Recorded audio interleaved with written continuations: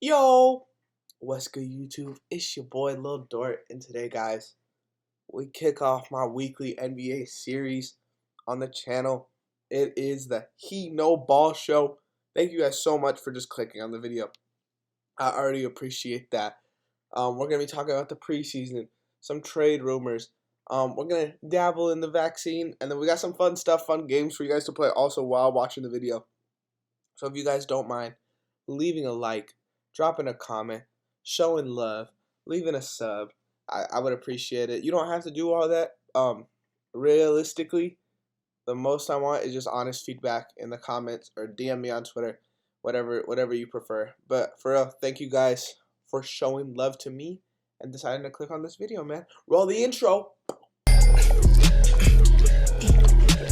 I got money coming, I got hundreds on me, keep them ops running. I just smoked up, you can keep it coming. Okay, we got some real basketball games to talk about. Sunday, October 3rd, kicked off the first day of the preseason, and that had the Lakers facing off against the Nets, probably the two favorites in the NBA right now.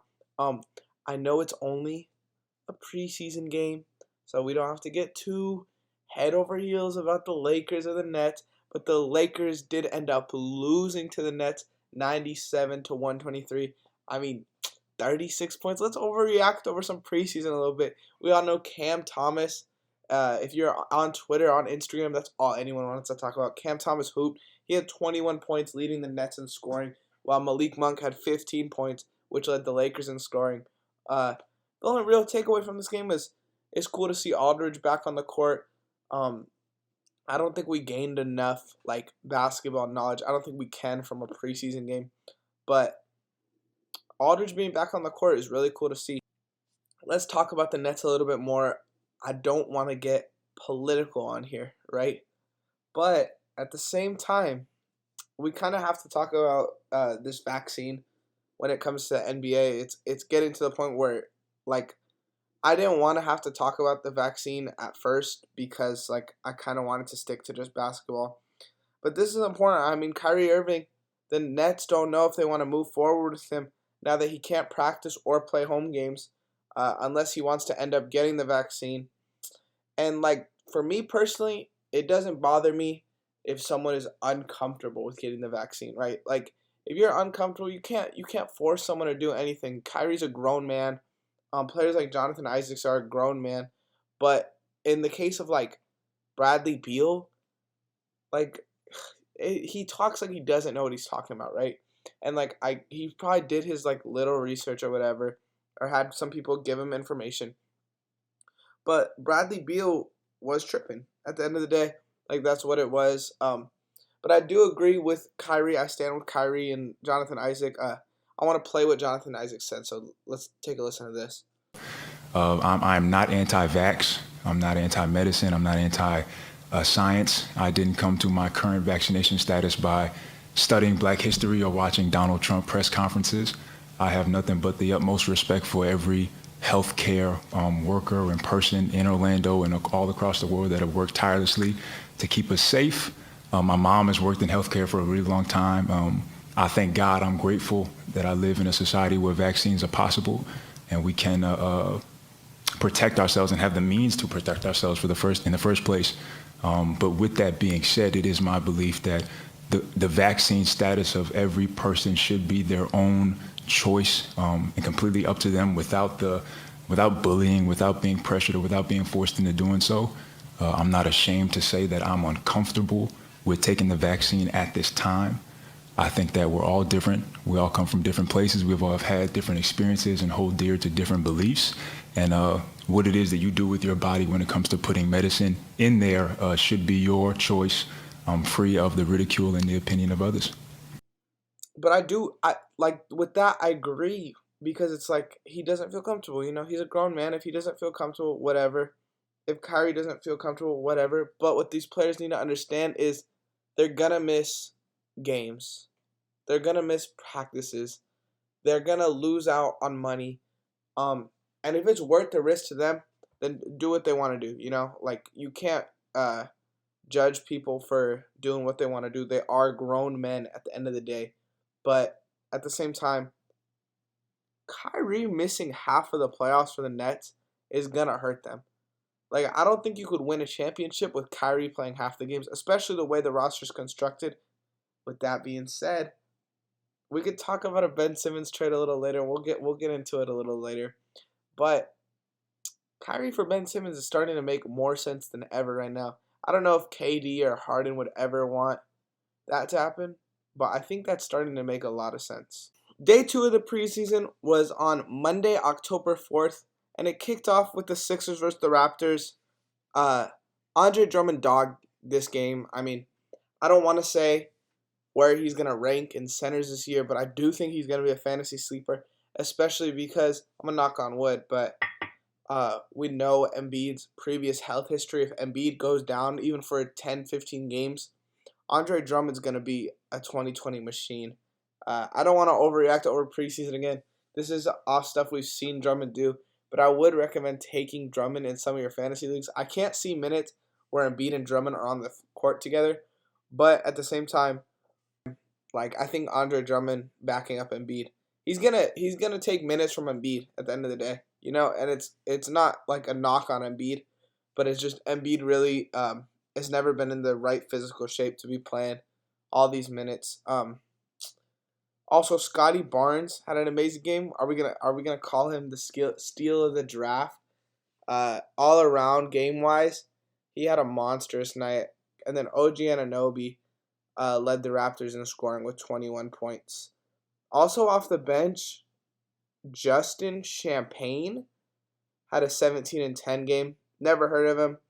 Maybe I gotta do my research. For game 2, we had the Magic versus the Celtics. The Magic end up losing 97-98. Jalen Suggs shot bad, but he was taking shots from the logo. You want to see that out of your stars. You want to see confidence. Not out of your stars, out of your rookies. You want to see confidence.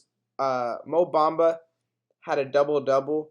But my real fantasy sleeper for this Magic team is Wendell Carter. He finished with 10, 8, and 3, but I think he is the best player on this team by far. I don't think him and Mo Bamba are going to split minutes. I think it is the Wendell Carter show. And yeah, I think Wendell Carter is definitely a guy you should take a risk on in some of your fantasy leagues. Also, Jaylen Brown and Jason Tatum played a combined 51 minutes and scored a combined 43 points, which should not be allowed in the preseason. I don't care what anyone says.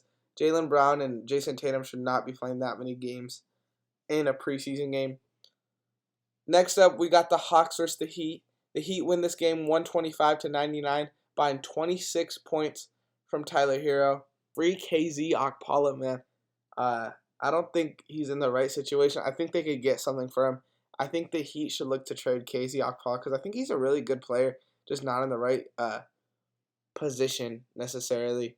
And then also the main thing I found weird with Atlanta is why is Sharif Cooper playing 10 minutes in a preseason game? Like, Sharif Cooper should be out there getting his reps in. We all know what Trae Young could do. I don't know if they were trying, I really couldn't tell you what they were trying to do. I don't like Sharif Cooper in Atlanta, I'm not going to lie. With DeLon Wright, Trae Young, they're just too talented. I wish he got drafted somewhere else. I'm disappointed how far he dropped and the fact that he dropped all the way down to Atlanta. Next game we're going to talk about. My OKC Thunder lose to the Hornets, 97-113. James Bouknight had a 20-piece, which is cool, 20-piece off the bench or whatever. But Josh Giddey had 18 points. Josh Giddey looked like an animal, looked like the opposite of what I was talking about draft night. He had 18, 7, and 3, shooting 8 for 12 from the field. Man, I really want to see more Giddey game. I really think he has a good feel for the game, but he doesn't play like any type of basketball. But it's really weird. I don't have a player comparison for him. Usually I could pick a player. He plays really non-traditionally, but also has a good feel for the game. It's Luka-esque in that aspect, but obviously the talent is not Luka. I'm not saying that. It's the Thunder, so I got to dig a little deeper. I want more preseason minutes for Jeremiah Robinson-Earl.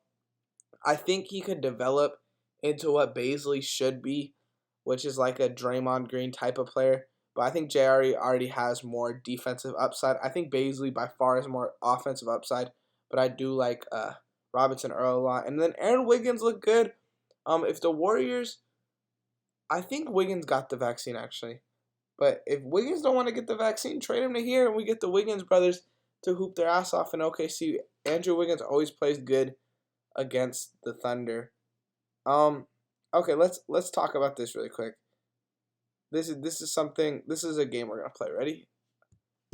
What team is Dennis Smith Jr. on? Pause the video. Let me know what you think.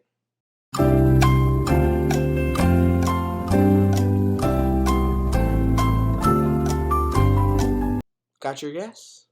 Well, if you didn't know, Dennis Smith Jr. plays on the Portland Trailblazers, and he actually looked really good, but the Warriors end up beating the Blazers 121-107. Dennis Smith Jr. looked cool. Jordan Poole leads everyone in scoring on Tuesday with 30 points.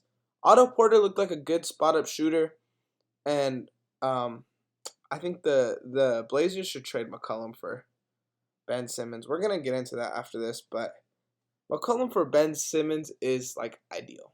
That would be, like, just great, obviously. I think the Kyrie package is better, but again, we're going to get into that. Just be patient, guys. Clippers versus Nuggets is next on the agenda. The Clippers win 103-102. The game ended off a Marcus Howard missed game winner. Bones Highland looked amazing that game. He really looked like a Jamal Murray replacement. He's obviously not Jamal Murray. Not saying that. Once again, don't take what I'm saying out of context. But playstyle wise, he looks like a Walmart Jamal Murray. And then MPJ had a great game, having 23 and 7. Hooping, man. I think he had 16 in the first quarter. We got a double-digit game from Bol. I mean, I love to see it, man. I love to see some Bol action. I'm not gonna say double digits for every player, but Bol, man, I feel like everyone's gonna be happy when they hear good things about Bol. I personally think a big takeaway from this game is Terrence Mann. I liked how much they were putting the ball in Terrence Mann's hands. I think they're going to need to use him or give him as many touches as they would Kawhi. I don't think he's going to take as many shots as Kawhi would with those touches, but I think as a playmaker, he could be that guy for that team, especially with the way Reggie and Eric Bledsoe looked. They didn't look stupendous. Reggie didn't look like playoff Reggie. Eric Bledsoe didn't look like regular season Eric Bledsoe. So, I mean, like, I think Terrence Mann could be that playmaker, and you could use Reggie as a scorer and Eric Bledsoe maybe as that defensive head of the to guard guards. But I do like what I saw out of Terrence Mann as a playmaker, as an offensive initiator. I think he could be a good second option to Paul George. We had some other games. Not going to get too deep into them. Not a lot really happened. The Suns lose to the Kings 106-117. The Pelicans The Pelicans lose to the Timberwolves 114-117. Trey Murphy and Nickeil Alexander-Walker combined for 43 points. And the Jazz lose to the Spurs 85-111. Josh Primo tied the Spurs in scoring as the leader with DeJounte Murray. And Jared Butler had 16 points. Okay, guys, here is my comment question of the day. As you guys know, when we were talking about preseason day 2, we talked a lot about Ben Simmons trades. So I need to know what you guys think is the best position for Ben Simmons to go to and the best package the Sixers could get back. Whether it's Kyrie, whether it's a McCollum and a Robert Covington, whether it's Malik Beasley, Jaden McDaniels, and who's the other person they got in that trade offer? I don't know, but yeah, whatever you guys think is the best offer the Sixers could get and the best position for Ben Simmons. Me personally, I think Kyrie would be the dream for the Sixers to get. And then I think for Ben Simmons, the perfect spot for him would be Minnesota. But I do also agree with Joel Embiid's quote. Let's talk about this. I'm going to roll the clip. Over the years, the way our team has been built to run. Like, you look at last year, you got the whole starting lineup shot. I was the world's three-point shooter of the starting lineup, and I shot 38% from three. We've always had shooters, and I feel like I can really play with anybody, and I can make anybody be better on the court. But I don't necessarily need shooters, but I feel like over the years, you look at, when we signed out, it's because we needed a stretch five, just to make sure that, that was formed. And most of my career, I've had to kind of, step out to the three-point line quite a bit, which I don't mind. I like to be, a basketball player. I like to do everything on the basketball court, but I feel like our teams have been built, whether it's the shooting needed, the stretch five and all that stuff. I feel like he's always had it here, and which they have it. You guys set, like I said, one of the best three-point shooters ever. Danny Green, Tobias is a 40% three-point shooter. Furkan coming off the bench. At times, Shake. I think he can be a better shooter, but he can get hot. We just added George, so I feel like our teams have always been built around his needs. Pretty much, Joel Embiid's right. I mean, they've built around Ben Simmons. They keep Al Horford so that Ben Simmons could be the initiator instead of Jimmy Butler. Like they have done a lot for Ben Simmons to give Ben Simmons the tools to be that guy. And Ben Simmons just couldn't figure it out, which is fine. I mean, he's young, whatever. He doesn't want to be that guy on a championship team. Cool. But Embiid's right, guys. Embiid is right. Ben Simmons defenders, you guys need to stop. I get it. Ben Simmons didn't single-handedly lose them the playoffs, but he was the biggest factor in that. So Ben Simmons, what I'm trying to say is, like, Ben Simmons, you gotta develop, bro. You gotta at least be able to hit your free throws. No one's saying you gotta be Steph Curry out there. Sink your free throws and be aggressive, and you're at your peak, man. So just, guys, that's my message to Ben Simmons. Let's get to day 3 of the preseason. Preseason day 3, October 5th on Tuesday. The only really key game I want to talk about is this Knicks-Pacers game, in which the Pacers lose to the Knicks 104-125. I think Chris Duarte is looking like he could be an impact player early.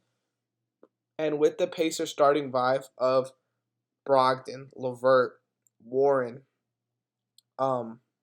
Sabonis, Miles Turner, having McConnell and Chris Duarte off the bench, and maybe you could get something out of Goga Badatsi this year, I think that the Pacers are looking solid. The Pacers could be like a sneaky team. I know in the GM poll, I think they had them at the 6th seed, which is interesting. But I like the Pacers this year a lot, man. They're slowly starting to surprise me. But again, if you guys seen my predictions video, you guys know I had the Knicks as the 3 seed in the East this year. And Julius Randle had a better game today than he did any playoff games, which is pretty impressive. I'm not gonna lie.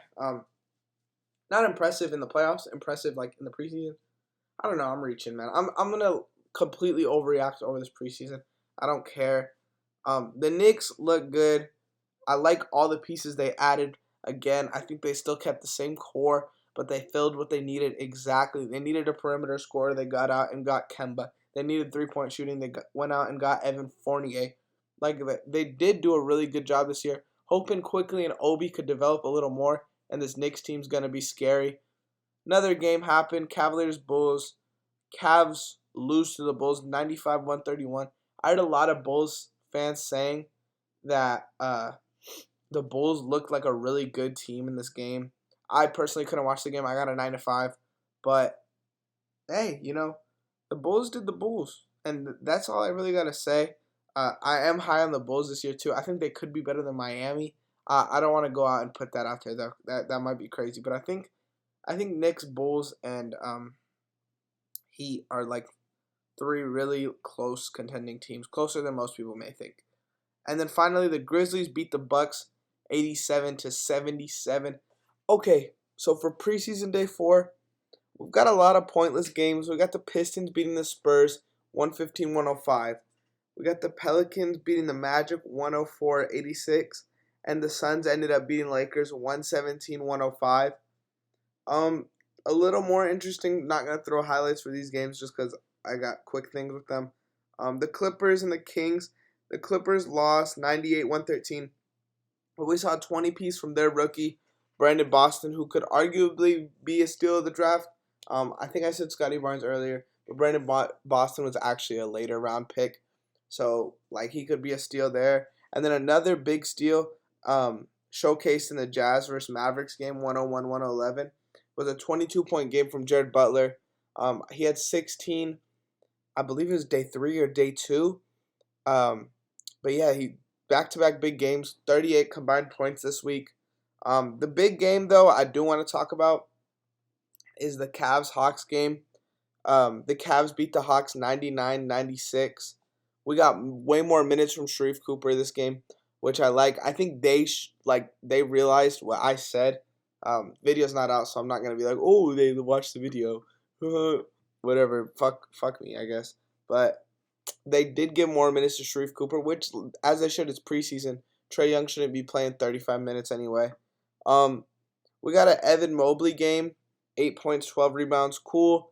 I want to see more of what they do with this big man rotation with Laurie there, with Mobley, with Allen. Obviously, you guys kind of know the whole deal with what they got.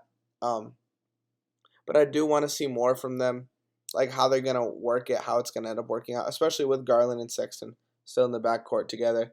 And then this week's highlight of the week, sponsored by my gaming channel, Daddy Lil Dort. Roll it. We got John Collins murdering this man. I believe it was Jarrett Allen. He killed this dude, bro. Honestly, you should never play an NBA minute again the way John Collins just did it. Look how he just puts his nuts in the back of his head. That was nasty. And then last thing about this game, Cam Reddish had a monster game. He also had 5 steals along with 20 points. Great game from him. Excited to see what he does this season. And excited to see what they do rotationally with Cam Reddish, DeAndre Hunter, Kevin Huerter, Gallinari, Bogdanovic, John Collins. They're stacked at the wings, and they could really do a lot with that. So I'm excited to see what they end up doing. Okay, last but not least, this is the Small Creator Team of the Week. I want to shout out someone every week, every time we do this. Let's roll the clip. I'm Zirksee, right there. You can see I have, over 100 subscribers. That's true. Not many over 100. If you could, give me a shout out, give me a little boost, something to help my channel get it off the ground, greatly appreciate it. Okay, so that was my boy Zirksee. Shout out Zirk. He runs a small channel. His link's going to be at the top of the description. Please click that. I probably wouldn't have let Zirksee get away with this, but he's kind of a motivation for me to do something like this. Like, he's always tweeting about the Team of the Weeks in Madden, and I started thinking, like, what would that be like in basketball or in 2K if they had it in 2K? So I kind of want to put a list together. We put a roster together. We've got 5 players at each position. We're going to reach a little bit. It's my show, so I'm going to do whatever I want. Let's take a look at the first ever Team of the Week preseason week 1. Boom. As you can see, we got Andre Drummond, who had 19 points, 14 rebounds, and 4 blocks off the 76er bench. At the power forward, we got Scotty Barnes, who had 13 points, 9 rebounds, 6 assists, 2 steals, 2 blocks. At small forward, we got Cam Reddish's monsters game. We had 20 points with 5 steals.